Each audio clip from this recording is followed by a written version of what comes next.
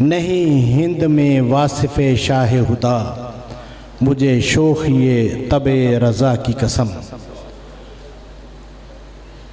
آج کے مقالہ جات کا جو سلسلہ وہ اختتام کو پہنچ رہا ہے، میں آخر میں التماس کروں گا مرکز تحقیق کے صدر، نامور محقق بلکہ محقق دوران اور نہایت شفیق انسان جناب پروفیسر ڈاکٹر محمد اسحاق قریشی صاحب سے کہ وہ آئیں اور اختتامی کلمات اور اپنی خوبصورت الفاظ سے ہمیں نوازیں۔ یہ پہلی نشست ہے، اس کے بعد دعا کے بعد نماز پڑھی جائے گی، نماز کا وقفہ ہوگا، کھانے کا وقفہ ہوگا۔ جو ہمارے سامعین ادھر ہی تشریف رکھیں گے ان کو یہیں پہ پیش کیا جائے گا کھانا، اور جو ہمارے معزز مہمانان تشریف لائے ہوئے ہیں ان کے لیے کھانا ساتھ اہتمام ہے۔ اور دوسری نشست انشاءاللہ ظہر کے بعد تقریباً 2 بجے اس کا آغاز ہوگا، تو آپ تمام احباب اسی ذوق و شوق سے بیٹھیں، اس محفل میں بھی اور اگلی محفل میں بھی، اور اپنے دوست و احباب کو بھی کال کریں تاکہ یہ جو سلسلہ ہم نے سجایا ہے اس سے بھرپور استفادہ کیا جائے۔ جناب پروفیسر ڈاکٹر محمد اسحاق قریشی صاحب۔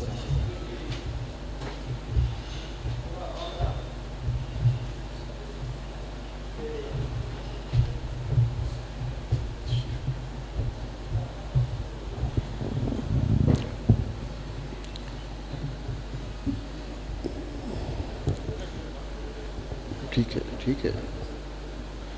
بسم اللہ الرحمن الرحیم۔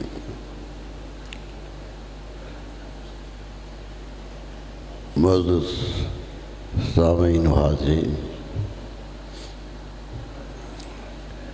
الحمدللہ ہم نے کاوش کی، ایک ارادہ باندھا کہ مرکز تحقیق کا یہ اجلاس نظر کر دیا جائے اس صدی کے سب سے بڑے مجدد کا۔ ہم نے مختلف موضوعات پر سیمینار کیے ہیں۔ سیرت تو ہمارا خصوصی موضوع ہے جس پر ہم کام کرتے ہیں، لیکن ہم نے ایک سیمینار امام ابو حنیفہ علیہ الرحمہ کے نام پر بھی کیا تھا تاکہ سمجھ آ جائے کہ ہم کس فکری نہج پہ چل رہے ہیں۔ آج کا سیمینار بھی ہمارے ارادوں کی نشاندہی کر رہا ہے کہ ہم چاہتے کیا ہیں، مقصود کیا ہے بیٹھنے کا۔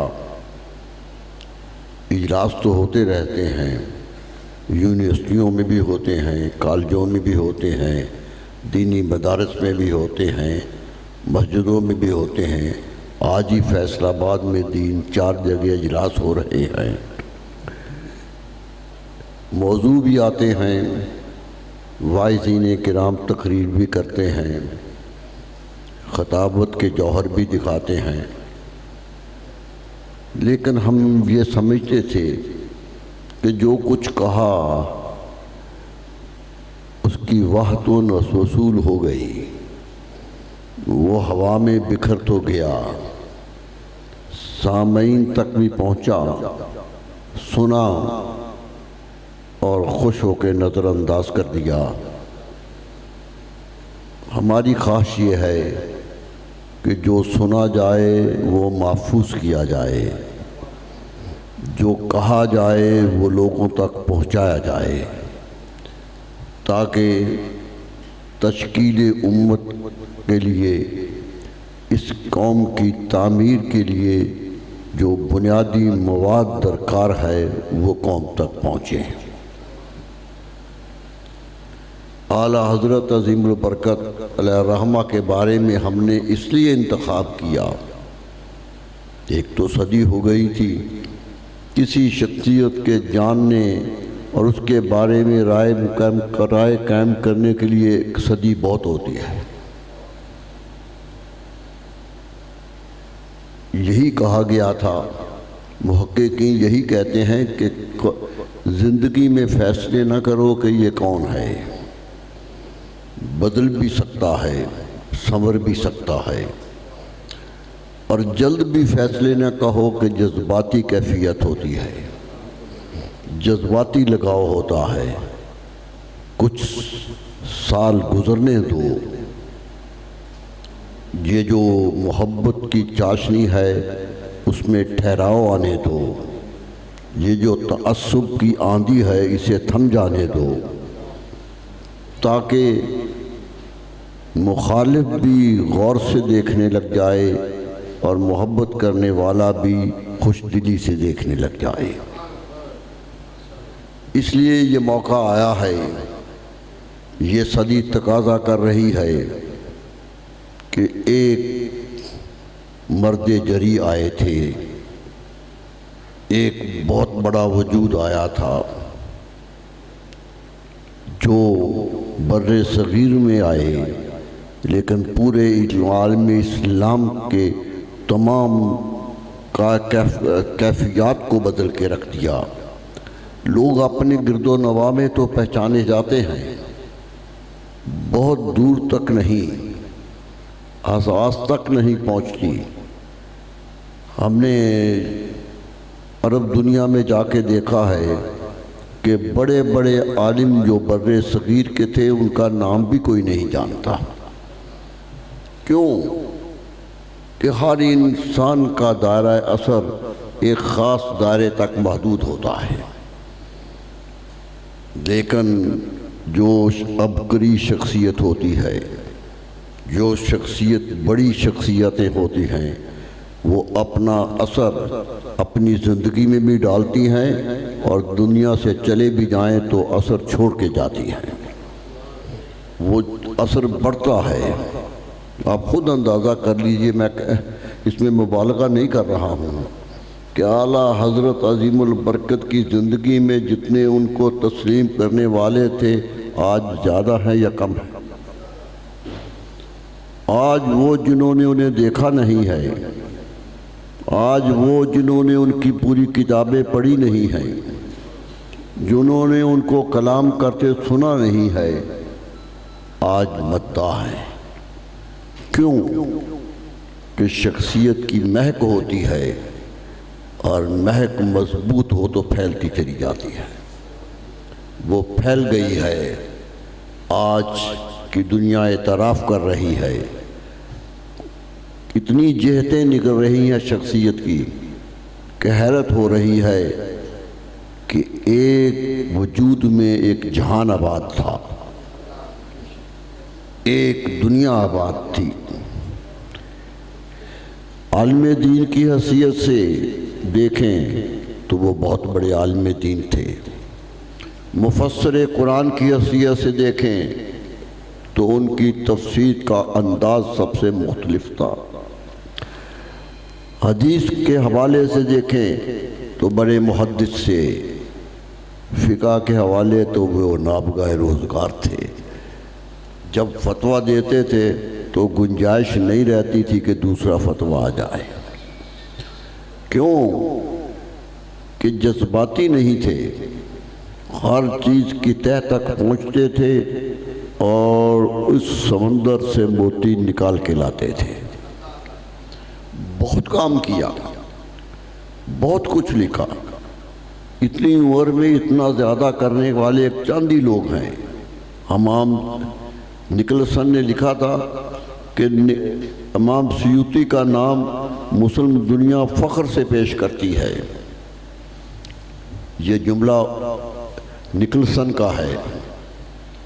کہتا ہے کہ اگر زوال بغداد کے بعد مسلم دنیا میں کوئی انسان بھی پیدا نہ ہوتا اور صرف امام سیوطی ہوتے تو عالم اسلام کو فخر کے لیے کافی تھے۔ ایسے وجود ہوتے ہیں جو اکیلے ہی فخر کا باعث بن جاتے ہیں، اور میں اس جملے کو بڑھاتے ہوئے یہ کہنے میں حق بجانب ہوں کہ اگر بر صغیر کی محکومی کے دور میں جب مسلمان حکومت زوال پذیر ہو گئی تھی، جب اسلام کی سطوت مٹ رہی تھی، اس وقت اسلام کو تابندہ و زندہ رکھنے میں اگر کوئی وجود سامنے آیا ہے تو وہ امام احمد رضا خان کا وجود ہے۔ کیوں کہ وجود قائم اس لیے نہیں ہوتے کہ ہاتھ مضبوط ہیں، ٹانگیں مضبوط ہیں، سر کی کھوپڑی بڑی ہو گئی ہے۔ اصل وجود ہوتے ہیں اس مرکز کی وجہ سے جو وجود کا اصل ہوتے ہیں، اور انہیں یقین تھا کہ مسلم امت کی وجود کا مرکز ایک ہی ہے، اور وہ جناب رسالت آپ صلی اللہ علیہ وسلم کی ذات گرامی ہے۔ اس لیے انہوں نے سوچا، ان کی ساری سوچ کا محور حضور صلی اللہ علیہ وسلم کی ذات تھی۔ سوچا تو ان کے بارے میں، لکھا تو ان کے بارے میں، کہا تو ان کے بارے میں، دفاع کیا تو ان کا حق میں، بولے تھے ان کے حق میں۔ ساری زندگی ایک وجود کے گرد پروانہ وار گھوم گئی، اس لیے بڑی ہو گئی زندگی۔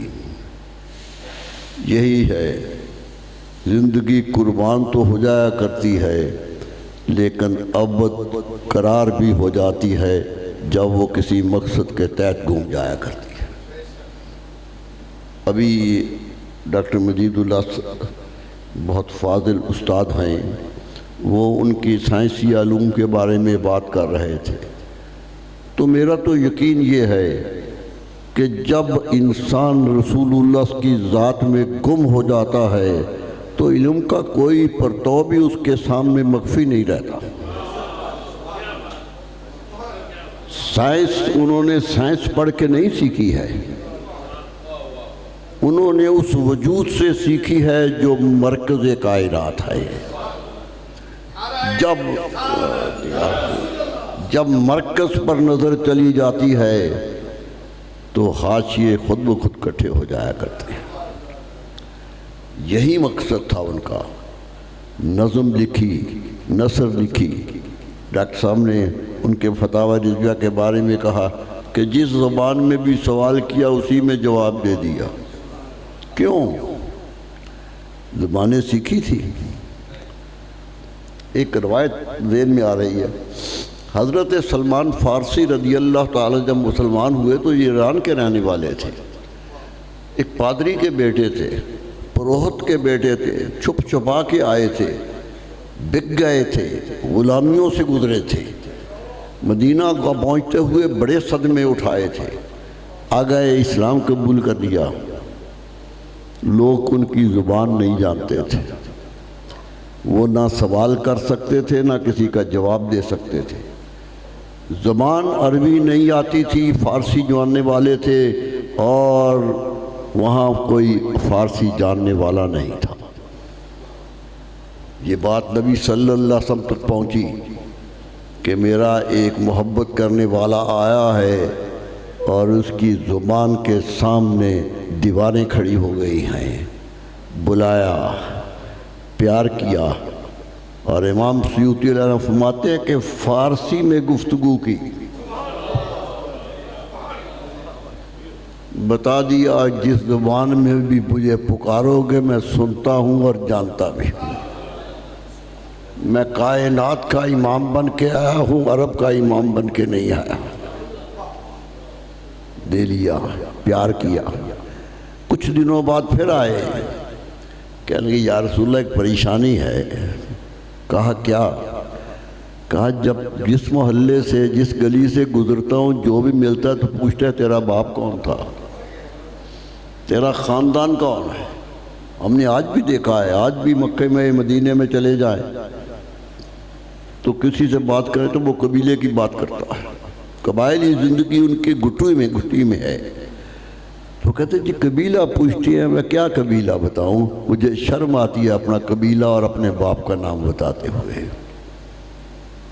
نبی رحمت صلی اللہ علیہ وسلم نے صحابہ کو بلایا، سب کے سامنے حضرت سلمان فارسی کو کھڑا کر لیا اور کہا لوگوں پوچھتے ہو کہ ان کا باپ کیا ہے، اس کا خاندان کیا، اور تمہیں بتاؤں سلمان من اہل بیتی،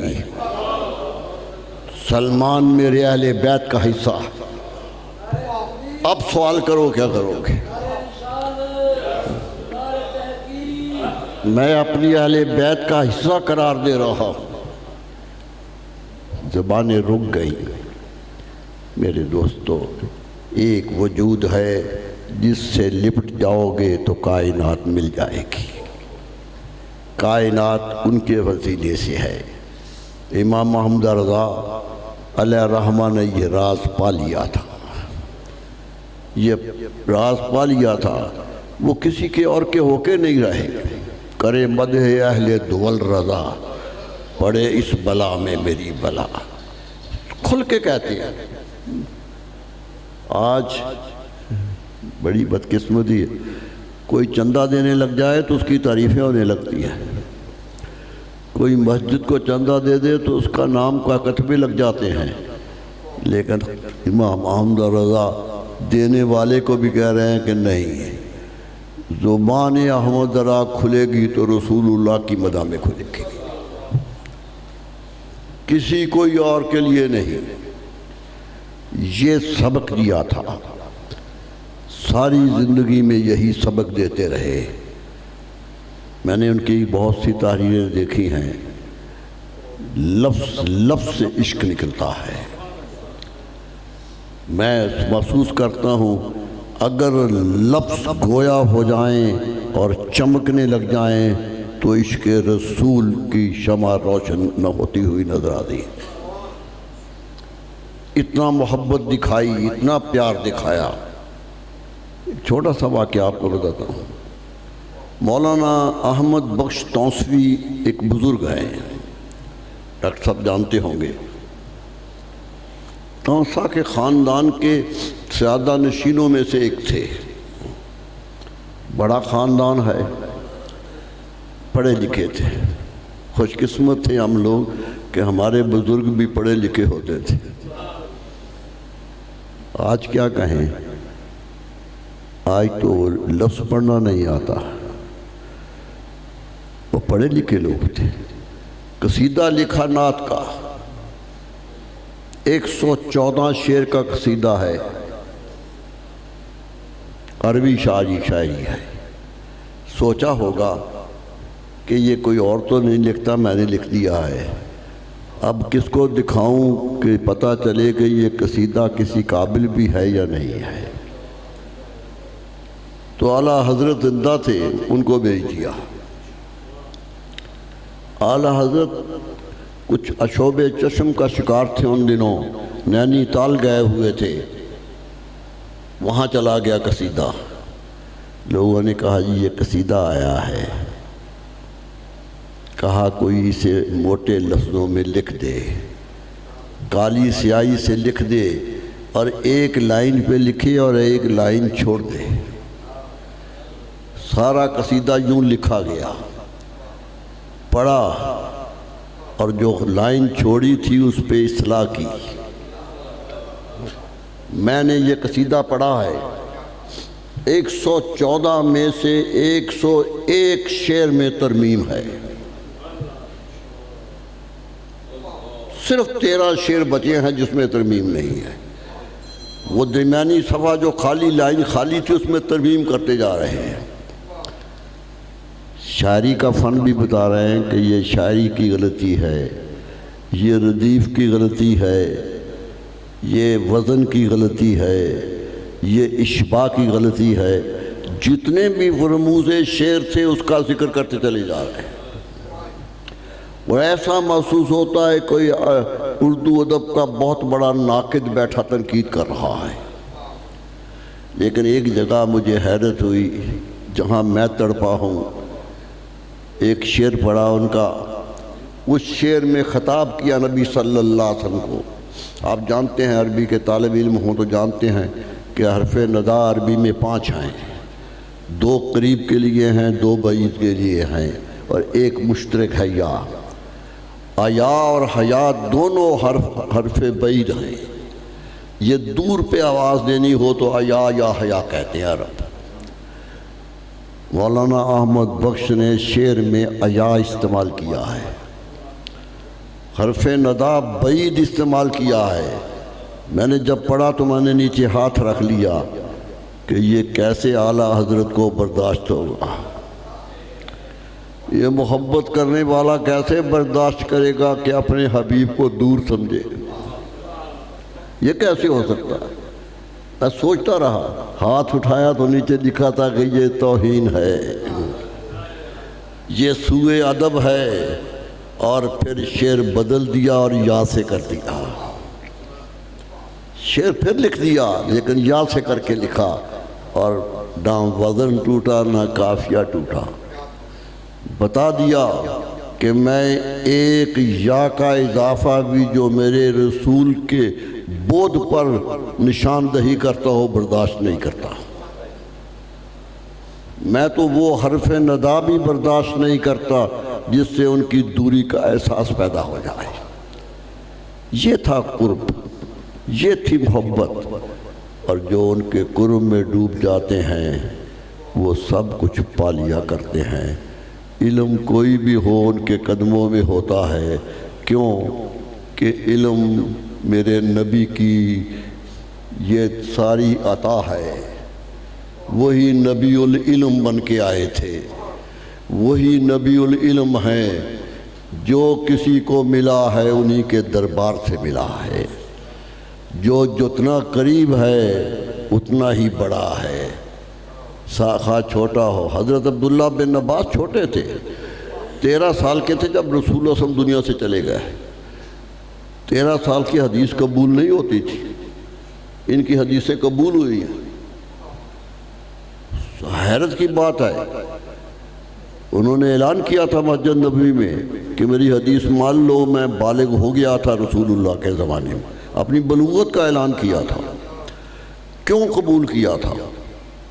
کہ رسول اللہ صلی اللہ علیہ وسلم کے پاس آئے تھے، آپ نے سینے پہ ہاتھ رکھ کے کہا تھا اللہم فقہہ فی الدین، اے اللہ میرے دین کی سمجھ اسے دے دے۔ دعا مانگی تھی نبی صلی اللہ علیہ وسلم نے۔ حضرت فاروق اعظم نے بورڈ بنایا اپنی حکومت کا کہ جو فیصلے کرے گا تو ان کو شامل کر لیا۔ کسی صحابی نے کہا کہ یہ تو بچے ہیں، انہیں کیوں شامل کر لیا ہے؟ فرمایا بچے ہیں مگر دعائے رسول پیچھے ہے۔ یہ ایمان جب تک نہ ہوگا ایمان کامل نہیں ہوگا۔ ہم اسی ایمان کی تلاش کے لیے ایسی مجلسیں کرتے رہتے ہیں۔ یہ اجلاس کوئی ہمارا اور مقصد نہیں ہے، مقصد یہ ہے کہ اس سال اعلیٰ حضرت کے محبت میں ڈوب کر محبت رسول کا چراغ روشن کر لیں۔ اللہ ہمیں توفیق دے۔ جو تشریف لائے میں ممنون ہوں، مجھے خوشی ہے اور مجھے بہت بڑا سہارا ہے کہ جب بھی پکارا ہے، خواہ کراچی ہو یا لاہور، لوگ تشریف لائے ہیں، آئے ہیں، سفر کی صعوبتیں برداشت کی ہیں۔ ہم ان کی طرح خدمت کر ہی نہیں سکے جس طرح ان کا حق ہے، لیکن وہ آتے ہیں، وہ ہمارے لیے نہیں آتے، وہ اس مقصد کے لیے آتے ہیں جو مقصد ہمارا بھی ہے اور ان کا بھی ہے۔ اللہ تعالیٰ اس مقصد پر زندہ رہنے کی توفیق عطا فرمائے۔ میں اپنے احباب کا شکر گزار ہوں۔ مولانا بیٹھے ہیں، ضیاء المصطفیٰ صاحب بیٹھے ہیں، رضا المصطفیٰ ہے، عبدالشکور انصاری ہیں، یہ سارے لوگ دن رات کام کرتے ہیں۔ میں تو صرف محبت سے ان کا ذکر ہی کرتا رہتا ہوں۔ اللہ تعالیٰ ان سب کو سلامت رکھے اور ہمیں دین مصطفی صلی اللہ علیہ وسلم کی خدمت کی توفیق عطا فرمائے۔ آپ کا شکریہ۔ انشاءاللہ دوسرا اجلاس جلدی شروع ہوگا۔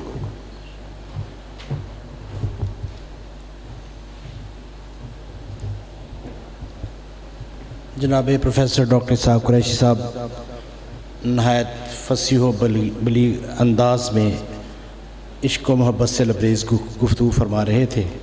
ایک اعلان سماعت فرمائیں۔ 20 اپریل بروز ہفتہ دوپہر 2 تا 5 بجے آپ کے اپنے ادارے جامعہ قادر رضویہ میں فہم زکوٰۃ کے حوالے سے ایک سیمینار منعقد ہو رہا ہے، جس میں ایک عظیم مذہبی اسکالر ہمارے ہیں جناب مفتی سید صابر حسین صاحب، وہ بیان فرمائیں گے، تو تمام احباب اس میں بھی تشریف لائیں۔ ابھی نماز کا وقفہ ہوگا، کھانا پیش کیا جائے گا۔ تمام احباب عدت تشریف رکھیں، جو ہمارے مکالہ نگار حضرات ہیں یا باہر سے تشریف لائے ہوئے مہمان ہیں وہ ہال میں جائیں گے، چھوٹے ہال میں۔ اور اس کے علاوہ یہ کہ انشاءاللہ نماز کے بعد 2 بجے کوشش کی جائے گی کہ یہ دوسری نشست شروع ہو جائے۔ تو اب دعا کے لیے میں جناب منیر نورانی صاحب جو مرکزی چیئرمین ہیں میلاد کمیٹی کے، ان سے ملتمس کو تشریف لائیں۔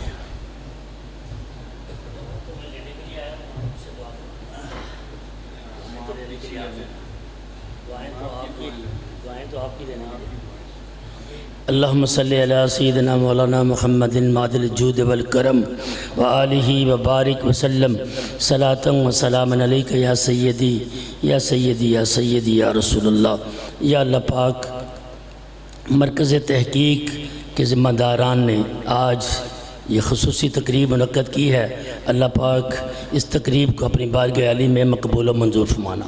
یا اللہ ان ہمارے رہنماؤں کی زندگیوں میں، عمروں میں، صحت میں برکتیں عطا فرمانا۔